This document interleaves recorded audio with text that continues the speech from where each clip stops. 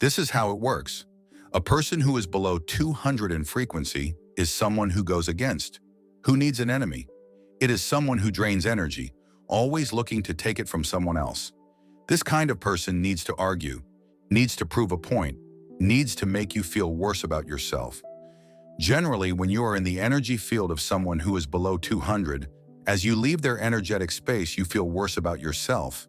You feel drained for having been in their presence. You feel weakened and in need of getting away. These people consume energy, they need confrontation, and they are always looking for an argument. On the other hand, a person who is above 200, particularly in the range of 300 or 400, is someone who does not drain energy but provides it. When you are in the energy field of someone like that, they make you feel better about yourself. Not only do you feel better, but in their presence you feel energized rather than depleted. Do you see the difference? You feel capable of accomplishing things as if nothing could stop you.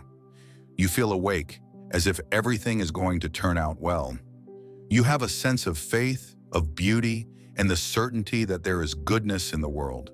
But above all, you have a good feeling about yourself, and it is all thanks to being in the energy field of someone who vibrates at a higher frequency. They do not take, they offer, they do not argue, they contribute. They do not look to get something from you, they give to you.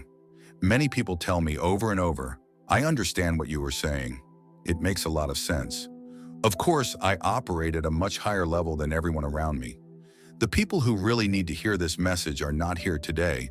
They are at home watching a football game or doing something else. And they keep saying, obviously those people would not come because I am at a much higher spiritual level.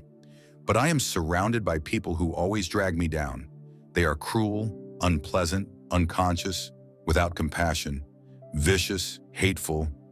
They are many things I neither want nor can tolerate in my life, and they sink me. You have heard it, you have said it, they sink me. My husband does not understand me. My boss does not get it.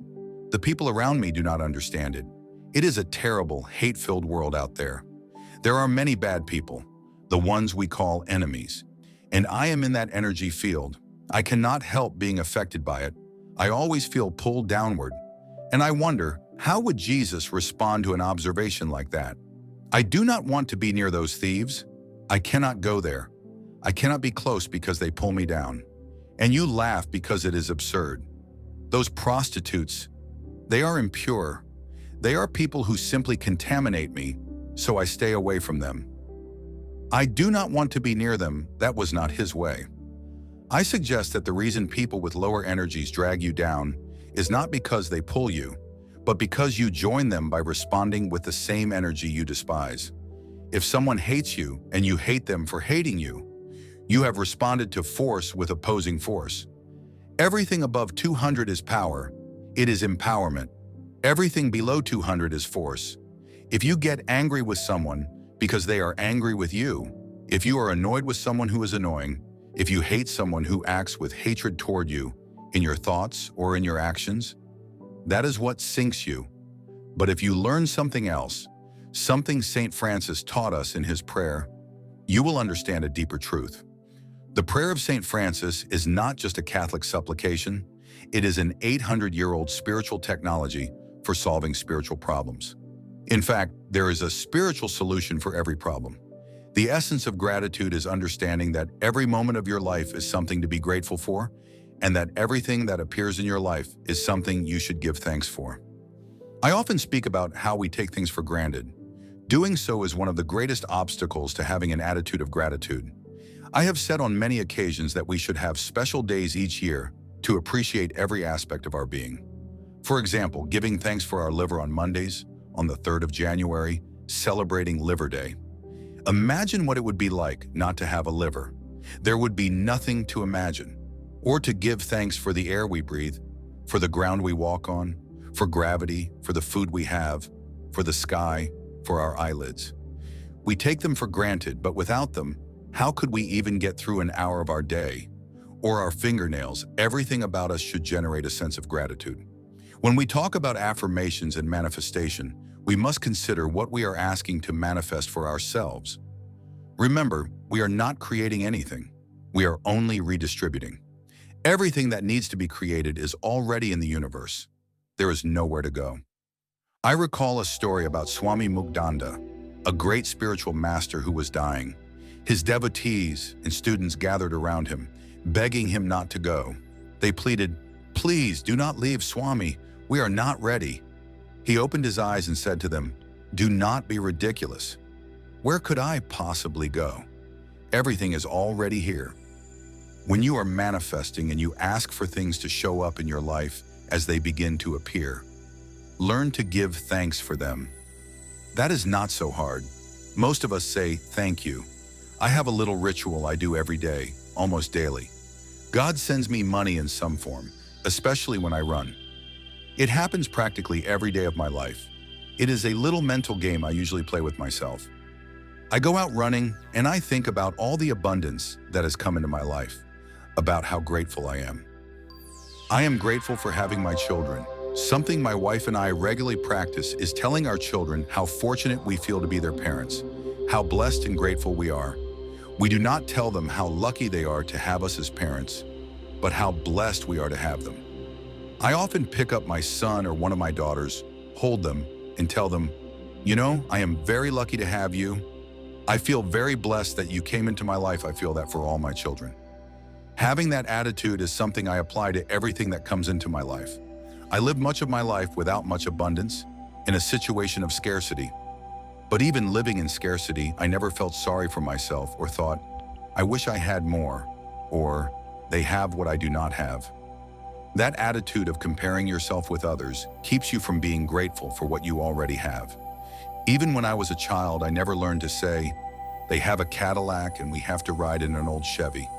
There was a kind of inner knowing that told me I had not earned a Cadillac, that it was not something I should even consider as mine.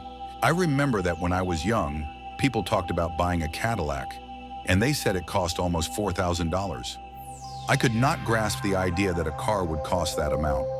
Having $4,000 to buy a car was not something I would even think about. If others had it, that was part of their karma, of their benefits, or of something they had done to deserve it. Nowadays, when I go to buy a car, $4,000 is just the cost of an option, like a better sound system. I simply say, "All right, include it." My first car was a 1950 Plymouth with rusted sides. I washed it every day, and I was very proud of it. The idea of looking at someone else's new car and feeling that something was wrong because they had it and I did not would never have crossed my mind. I believe that attitude of gratitude for what appears in your life is what allows more things to arrive in your life. My little daily ritual when I go out running is to pick up coins I find on the street. This morning I found one right in front of the hotel, a shiny penny. I have never admitted this in public, but I have a big jar full of coins I have found over the last 20 years. It is hidden on a bookshelf behind some books. No one knows where it is except me. It holds all the money I have found, crumpled bills, many foreign coins I have picked up while running in other countries. Many are dirty. They have been on the street a long time. There are also $20 bills and a $100 bill. Every time I look at that jar, that little symbol that keeps growing reminds me to be grateful. When I pick up one of those coins, I always say, "Thank you, God, for this symbol of abundance that has come into my life. Thank you." I put it in my pocket, and when I get to my office, I place it in that special spot. Every time I see it, it is a reminder of what gratitude can do. Gratitude keeps the connection open with the source that brings things into your life. Gratitude comes from love. There are two ways to look at things in your life: to appreciate them or to depreciate them. To depreciate means to complain, to lament, to resent because it is not big enough, bright enough, or as you wanted it. That is depreciation. To appreciate, by contrast, means to be grateful for it. Most people I have met spend their lives looking for reasons to be offended. And when you look for reasons to feel offended, you are a depreciator. You will never lack reasons to feel offended. There will always be someone who drives differently, whose appearance or way of speaking you do not like. Even on a beautiful day, there will always be a cloud you think ruins it. Gratitude has a wonderful definition I use. Gratitude is the full and complete response of the heart to everything there is in the universe.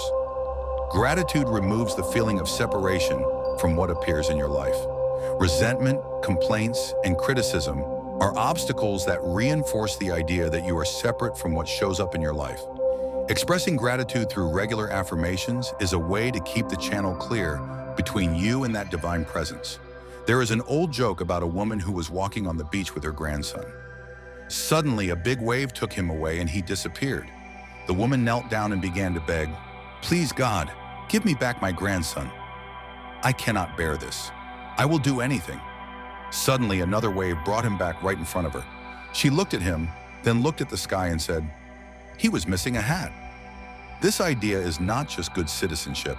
It is about cultivating an attitude of flow, of allowing things to grow in you, because gratitude is love. The hardest part of gratitude for most people is understanding that you also have to be grateful when things do not show up. And you must learn, even if it is the hardest thing, to be grateful even for that.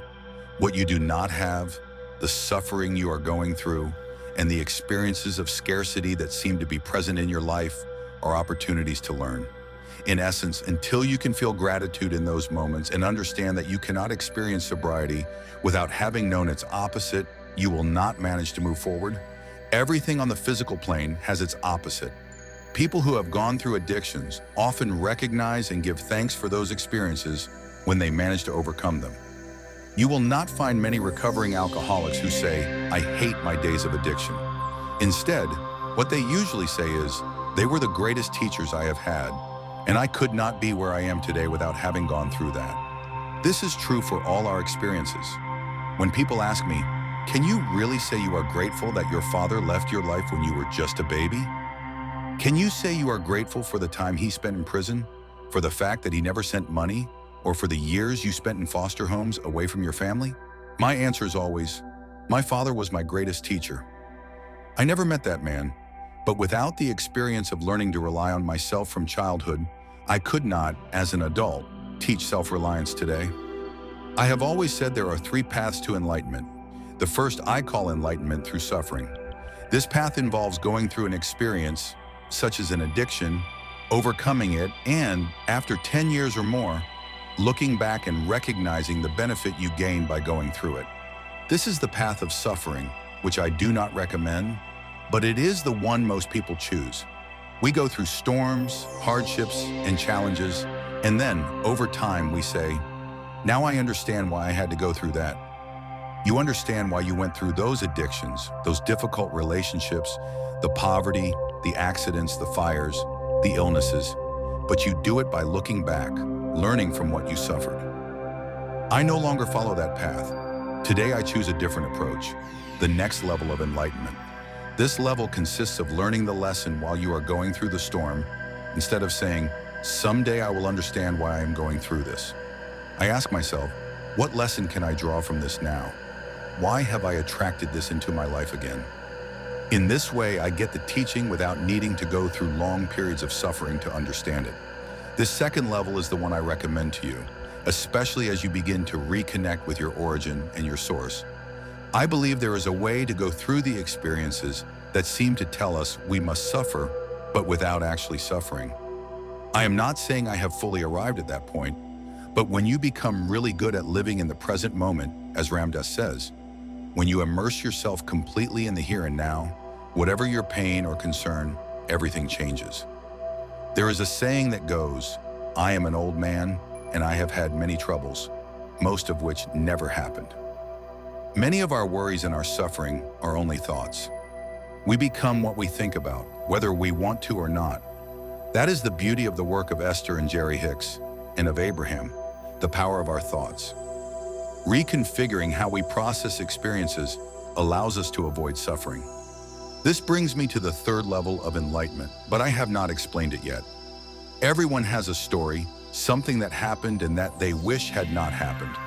But we still have within us the capacity to align with our source and be souls realized in God. As Abraham says, "My decision not to eat because there are children going hungry in Africa will not feed any child." Feeling guilt or sadness will not help someone else out of depression. We cannot be sad enough to make someone else happy. but we can show up as people aligned with our source, as realized souls who inspire hope in others. That is what we need. People who offer hope and who, through their example, lift others up. The third path to enlightenment is what I call enlightenment by getting ahead of events, and to stop it before it reaches you, to anticipate it, to reach a level of consciousness so aligned with God that it allows you to think spiritually at all times, to see the divine unfolding, to practice reverence for life. As you begin to raise your consciousness, something happens. Your intuitive nature begins to take over. You begin to attract the right people, the right events, in the ideal circumstances into your life. They simply show up. I remember when I decided to leave alcohol and experiment with certain drugs behind. At first, I still felt the temptation to go back, but by changing my perception of who I am, my concept of myself, something began to happen. When I tried to return, the person from whom I was supposed to obtain the drugs did not show up, or another obstacle arose between me and that which I no longer wanted. The temptation gradually disappeared, and the right people began to appear in my life. That is an extreme example, but it illustrates how, over time, you can anticipate the things that once caused you suffering and deflect them before they reach you. I want to share something I believe will be very useful to you. Think about the problematic people in your life, those who are trapped in drugs, those who do not cooperate, those who are disrespectful or use language you disapprove of. Think especially of those within your family. I know we often think the problem is always someone else, but those people could also be thinking about you. Consciousness expands in all directions when you take these people, who are in fact your greatest teachers, and you learn to love them through their struggles, as hard as it may be. Anyone who has the capacity to press a button and make you lose your calm is, in reality, your best teacher. Why? Because they teach you that you have not yet mastered yourself, that in that moment you do not know how to choose peace. In A Course in Miracles, there is a wonderful line, "I can choose peace instead of this." Whatever it is, you can always choose peace. I want to tell you about a woman named Peace Pilgrim. She was an elderly lady who walked across the country dressed in white, and her sole purpose was to speak about peace. There were no advertisements, and no one knew her name. She was simply known as Peace Pilgrim. In her journal, she wrote about the Bemba tribe of South Africa, and I want to share it with you because it can offer a way to bring spirit back into a home where there is emptiness, pain, fear, anger, or worry.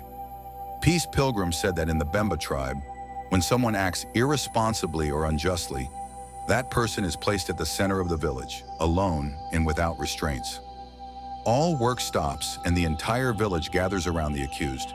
Then each member of the community, of all ages, begins to speak out loud, one at a time, recalling every good thing that person has done in their life.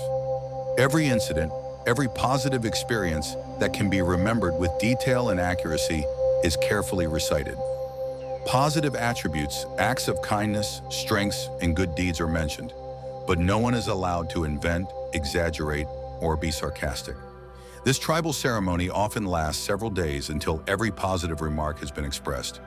In the end, the tribal circle breaks, a feast of joy is held, and the person is symbolically welcomed back into the tribe. The need for such ceremonies is rare, but powerful. Think about this. If I could repeat a family gathering I organized more than a decade ago, I would place that beautiful girl at the center of the circle. I would have everyone speak about the wonderful things in her, how she always thinks of the less fortunate, how she would say, "Dad, can we take some donuts to those migrant workers? They do not usually get something like that.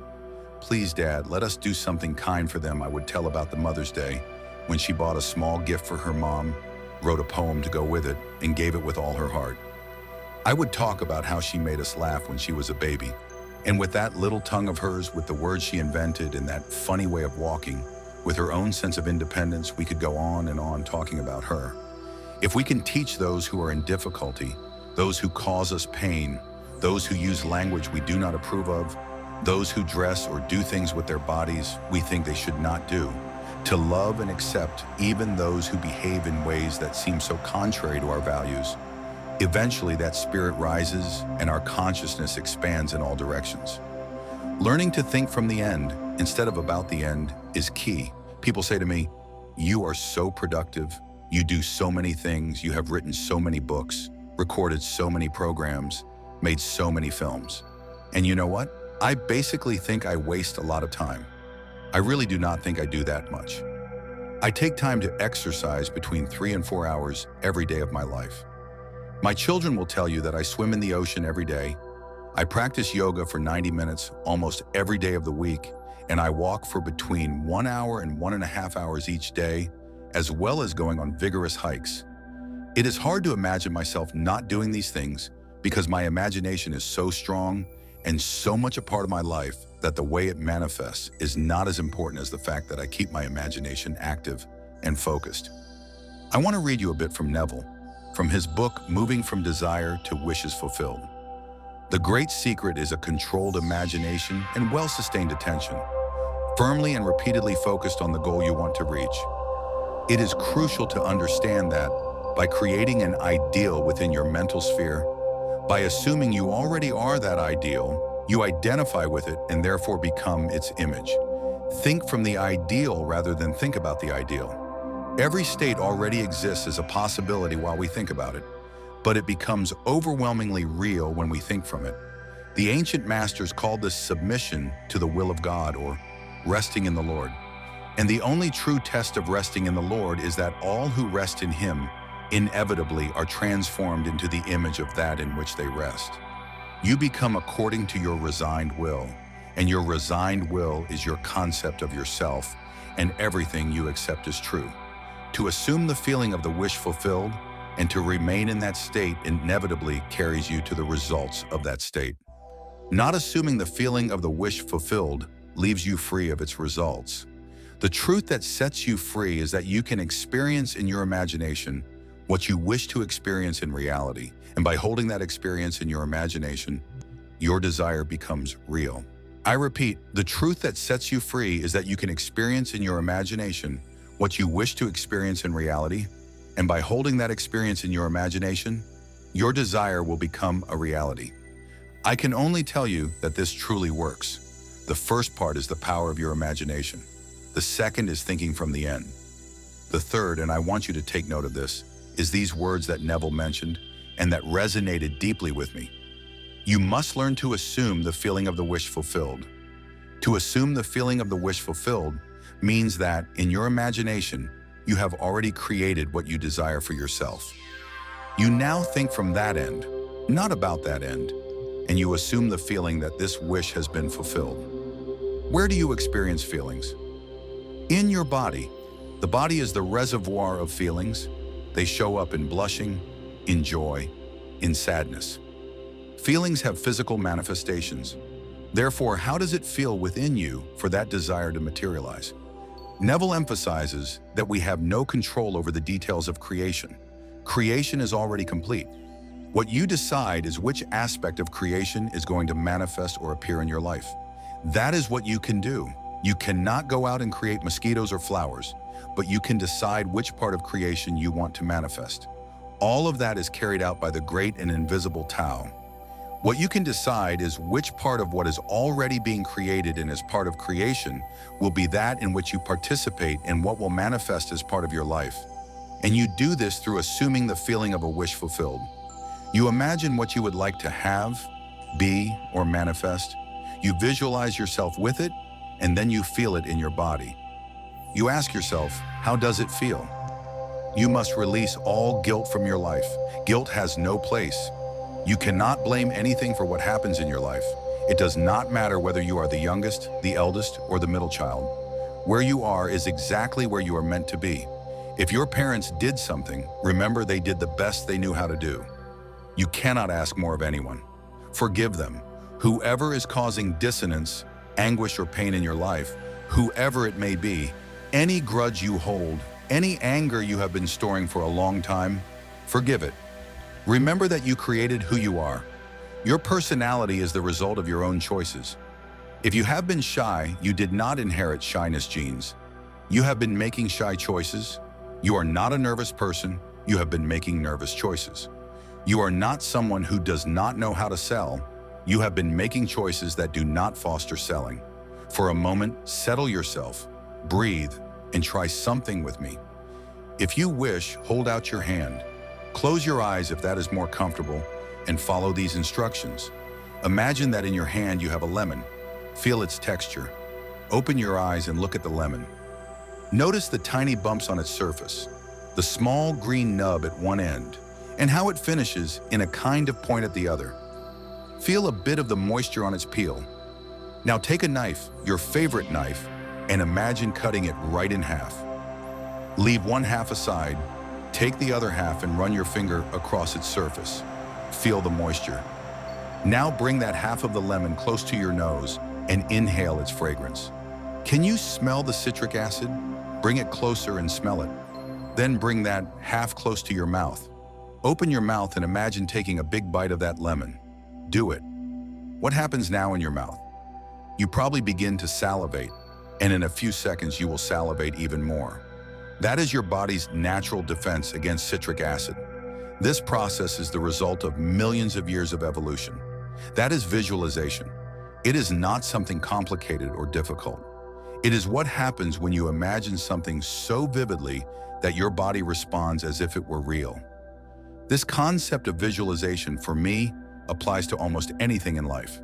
For example, if you are a salesperson and you visualize that a sale will not close, or if you think the client will not want to buy what you offer, you will be creating the opportunity for that to happen. It is like a self-fulfilling prophecy.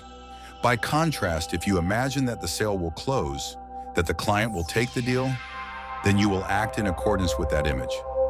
Even if things do not go as you expected, do not be discouraged. Do not think, this does not work. Instead, reflect. What can I learn from this experience? Do not blame anyone. Free yourself from guilt. For example, if you are facing a tax audit and you believe it will not turn out in your favor, you will act accordingly.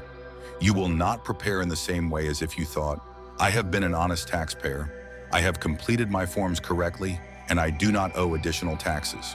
That attitude will change your behavior, and that will influence the outcome. If you approach any situation from negativity, you will be creating exactly what you do not want. If you are looking for a parking spot, instead of thinking there will be no space, imagine that you find one. If you desire health, visualize yourself looking, feeling, and acting the way you wish. Do not stray from that image. Practice positive affirmations and visualizations. This is the power of imagination and of holding a clear vision of what you want for your life. Toward the things you once perceived negatively, your thought processes create the images you hold. Those images generate behavior, and you cannot separate one from the other unless you are willing to think that things are going to go well. That is the starting point from which you must operate, and it is a very important point if you want to reach enlightenment. If you believe things are going to go well, you will begin to see opportunities. If you do not believe it, you will see only obstacles. You will say, it is going to be very hard to get that job. It will be complicated to earn the money I want to earn. Getting past my age will be a great challenge. The moment you bias yourself this way, you must ask this question, is it true? The second part of that question is, can I be 100% sure that what I am thinking as an excuse is true? If there is something you would like to change about yourself and you think, it is going to be hard, is there any possibility that, in fact, it will not be that hard? If that possibility exists, then it is not true, is it? The same is true with thoughts like, I cannot afford it. Is it true that you cannot afford what you want to do in your life? Can you be 100% sure that you cannot afford it? I ask the audience, how many of you have had the experience of believing you needed money for something, but you did not have it, and then, unexpectedly, it arrived? Perhaps it was a phone call, a check, a tax refund, something that simply appeared. If you look around, this is an almost universal experience. The idea that you cannot afford something may or may not be true. So here's the logic I want you to grasp. If you ask yourself, is it true? It is going to be hard. It is going to take a long time. I cannot afford it. And you realize it may or may not be true. What can you do? Then you ask, what is the reversal of these excuses? It is going to be hard becomes, it is going to be easy. Now, is that true? It may be or it may not be. In fact, it could be very hard or it could be very easy. You do not know. Now you have a choice. You have two thoughts, and both may or may not be true. One will move you away from what you want, the other will move you toward it. Why would you choose the first one? Why would anyone opt for a thought that may or may not be true but takes you away from what you desire, instead of choosing the thought that brings you closer to it?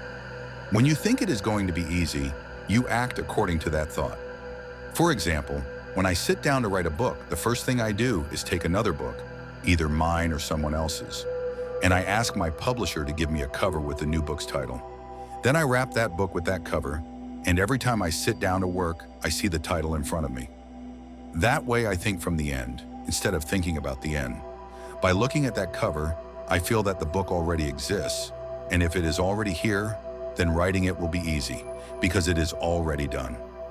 All I have to do is complete the process. By contrast, if I think, this is going to be very hard, the first thing I will do is postpone it.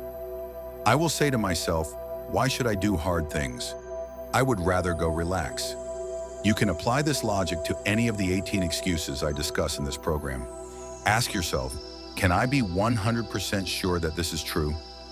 If the answer is no, then look for the reversal of that thought.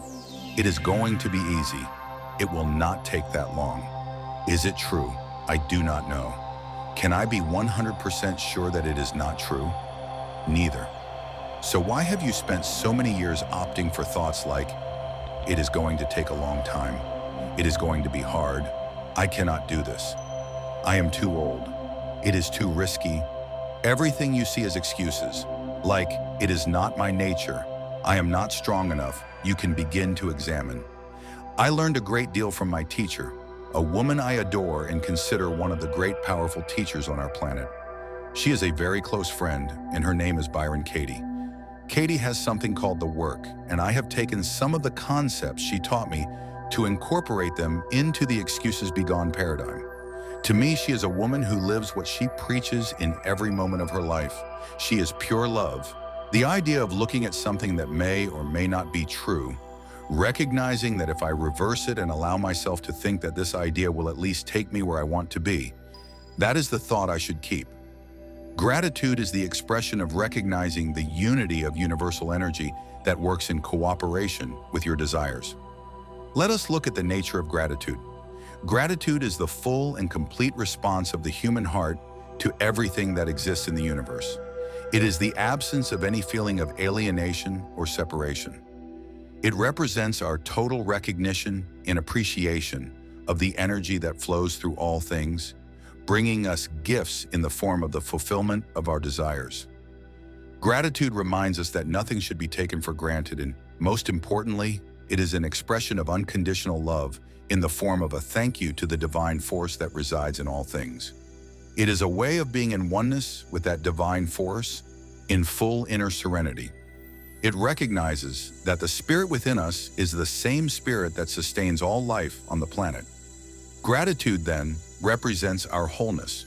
When we feel grateful and give thanks, we send that loving energy into the world in the same way we did when we asked for the desires of our heart to manifest. We feel complete. Gratitude allows us to feel more connected to that for which we are grateful. It recognizes that we are the recipients of the generosity of others, of life, and of universal spirit. It contributes a loving response to all creation and strengthens our relationship with it, illustrating how everything is interconnected and interdependent, including the manifestations in our lives.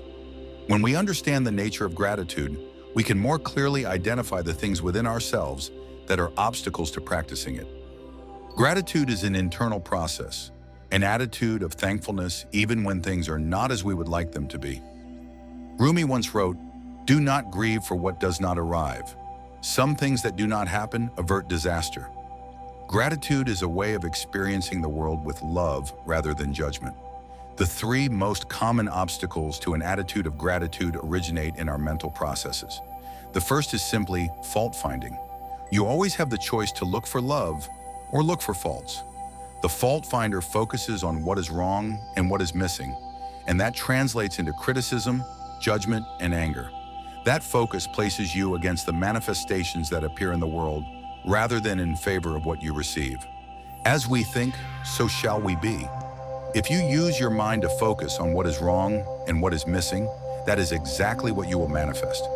Fault finding, instead of being grateful and looking for love, guarantees that you cannot participate in the co-creation of your life or in the fulfillment of your desires.